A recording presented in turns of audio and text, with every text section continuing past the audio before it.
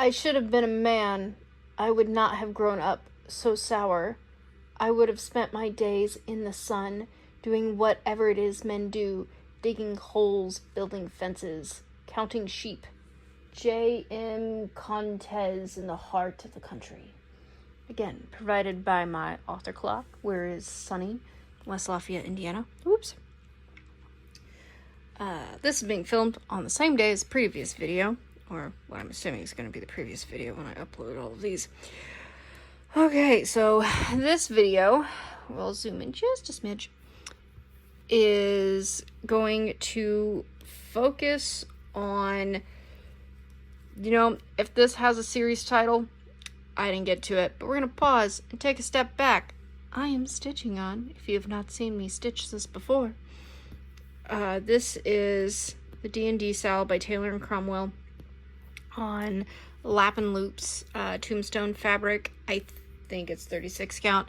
You'll know I didn't know it in the previous video, and did I take time between video takes to figure that out? No. I'm gonna zoom in. Still be a video, please. Sometimes it likes to switch me into cinematic video while I'm recording, and that's cool. I don't know what cinematic video is, but I don't think it's a cross-stitch video. So these next two books I listened to on Audible. It's by one of my favorite authors, Anthony Ryan. So to preface, I listened to the first series years ago, like 2018-ish or so. And he's got some novellas, and then the second series came out. So I can't tell you, that I remember a lot. Did I go back and read some synopsises? Maybe. Was this a nostalgic walk down memory lane? No. Nope. It was not that for me at all. So, yeah.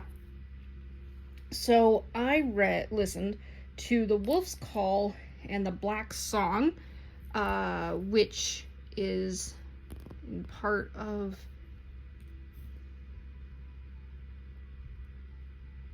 the first series is The Raven's Song, The Blood Song. Anyways, we're going with we are following Valen, our main character, who's the main character in the last one. He goes to a new land, China, basically, and there, because he gets a visit from the wolf, and tells him that his old lover is in danger. Okay, so we're gonna pause here, step back. Who's his old lover? So at some point, I don't 100% remember why, he was under siege in a city, and he grew up in kind of like a strict fighting school that was religious, and you weren't allowed to date a sister. I think you were supposed to be celibate. Don't hold me to that one, but being with the nun sister, not okay. He was with the nun sister. And then his tower got taken over, or his siege was ended. I don't fully remember.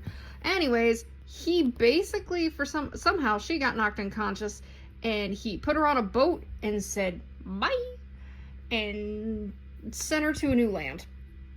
That's one way to end a relationship. He didn't mean to end that relationship. And now he has been with other women. He was with one woman that produced him and his son, and they died. So he is, post all this war stuff, been a Tower Lord, basically cruising around killing outlaws.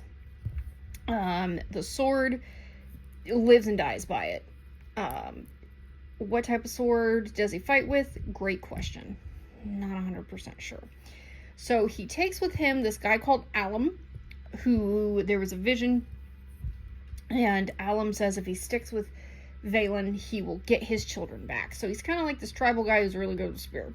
He takes his niece, who is the heir to the Greater United Realm, which is where Valen serves. So the queen was like, wow, my daughter's a handful. Go hang out with your uncle. He's mean. He'll train you. So she sneaks aboard on this expedition, so she's now like in you listen to me mode or you're in trouble mode. And there's a prisoner who has been, or an outlaw who is in indentured servitude to the Alan guy? I kind of missed that part. Anyways, he is the niece's boyfriend. He doesn't understand that she's an heir and she can't be with him. But, we got a dream, right? And one of his brothers, like sword brothers, became a raging alcoholic. And so he kind of clocked him out and set him up to go on this venture too. And his name's Norta. And he stops being an alcoholic and gets all of his skills back. Am I missing somebody that goes along with? There was the old man who was immortal, but gave up his immortal to kill the guy in the last book. So he comes... He doesn't follow them all the way to the end. Not really sure.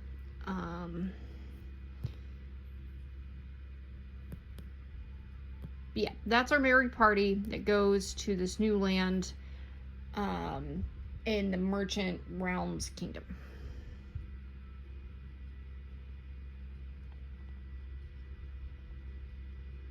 So they are looking for the Jade Princess. Whoops, sorry. We are at this awkward corner that makes it really hard because while I was working up here, I could like lean over my phone and see the holes, but like looking through the phone, it's kind of harder. So they need to find the Jade Princess, who is another immortal person who was old by the time the other immortal was born. Okay? And so that's what they've set off to do. And he does not have his queen's permission, so he's committing treason. And so he's set to die when he comes back. Anything for love, right? So we're going to pause here, and part of the story is told from someone else's perspective. So Vaylin, to recap from something I didn't know, one of his names from the previous series was the Hope Killer, I think, and the Dark Blade. I can't remember why it was named the Dark Blade. Basically, Vaylin just really good at killing people, okay? So, the other perspective, think kind of Mongolian horse nomadic tribe, is a brother and sister, and the sister absolutely loves her brother. It's a very captivating story. Like, I was so confused when it switched over to Vaylin. Like, I was expecting a Vaylin story, but it started with her, and I was like, wow, this is really good. And then it went to Vaylin, and I was like, where the heck is this other story? Like, I want to finish it. So she has prophetic dreams. And so she saves her brother's life, and he, in turn, protects her from these priests that would steal her and kill her for having these dreams. And so she witnesses his rise, basically. So eventually, he decides that he is a living god and takes over his people, the Stalhast, and leads them on to war because they've been told since, like, forever that they're gonna cross the sea and conquer the peoples. Crossing the sea would be into the,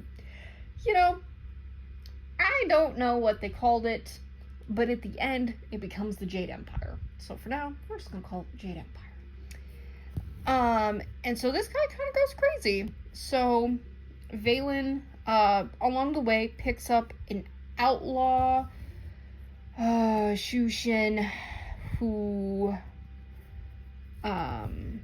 whose dad died because allowed Vaylin passage into the Merchant Realm, the Jade Empire, and the king was like, nope, get rid of him. So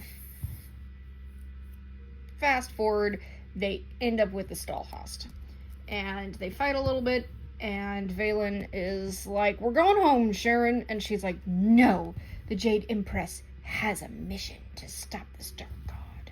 So basically,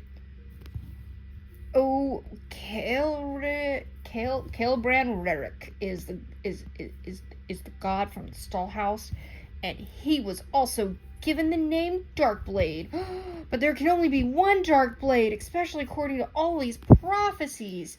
And so Valen is made the villain, and he is this thief of names. Now there are gifted people, so the Darkblade, Celebrand, uses the gifted to help fight.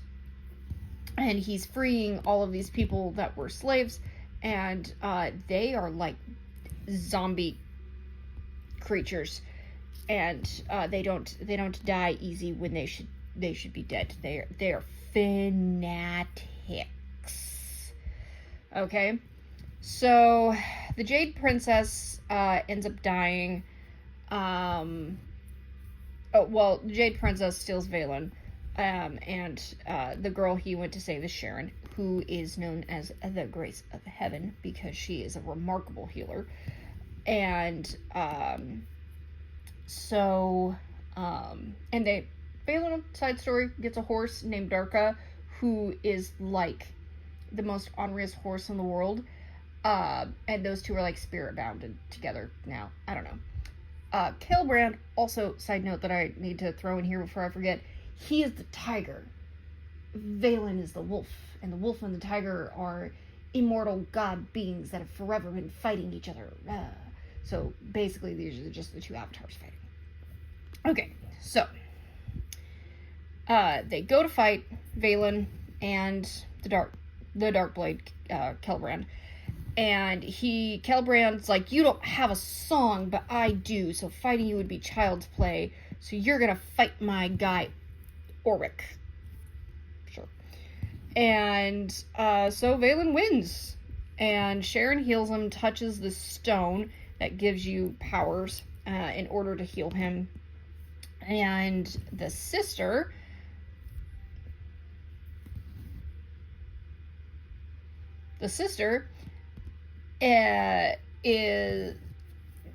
is who plotted with the Jade Princess to help them stop the Darkblade because she does not like her brother and the way he is, and she does not feel like he is a living god, so she's betraying him.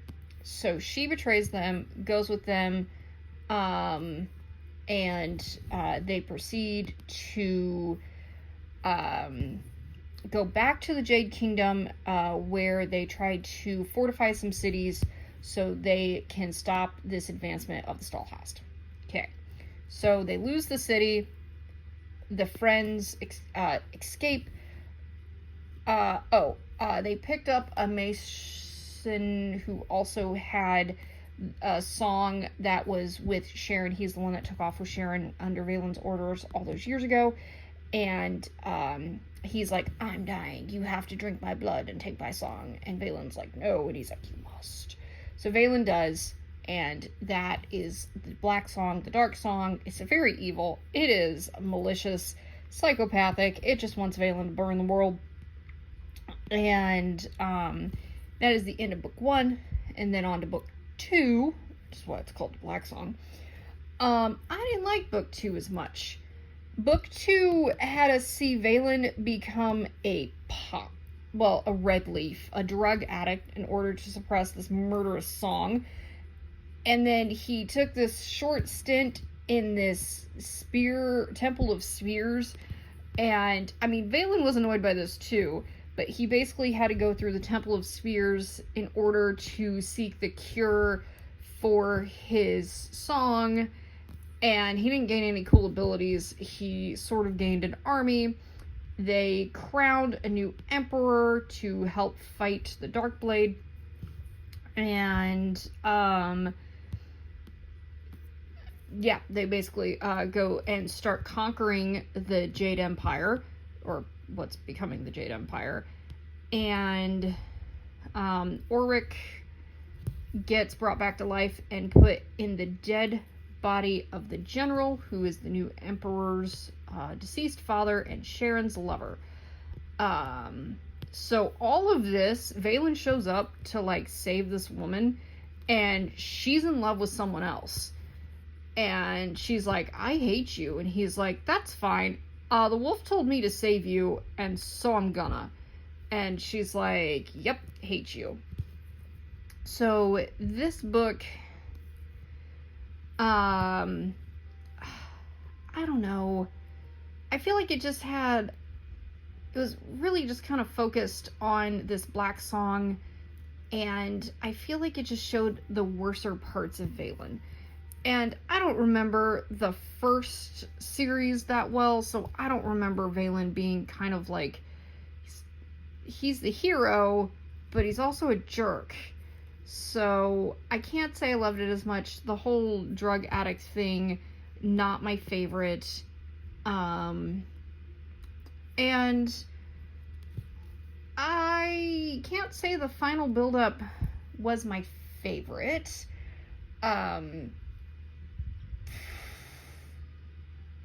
It's almost too easy. But that was part of the last one, I do recall, is Valen had to go fight this duel, and he got the guy. And so it was kind of very similar to this. He, like, did all this, and then got the guy. Oh, well, he didn't take the kill. The sister took the kill. Yeah. Another very dark, gory, fantasy. I mean, dark, gory to the point where sometimes Valen's just killing people and he's just like describing these gory scenes that he's witnessing. And I'm like, oh, okay. Because when I first, like, part of what I appreciate about Anthony Ryan is he definitely shows you the horrible side of all these acts and all of these things and war and fighting and the injuries, which are good. But I felt like some of this book, I was like, now that's a smidge, smidge excessive.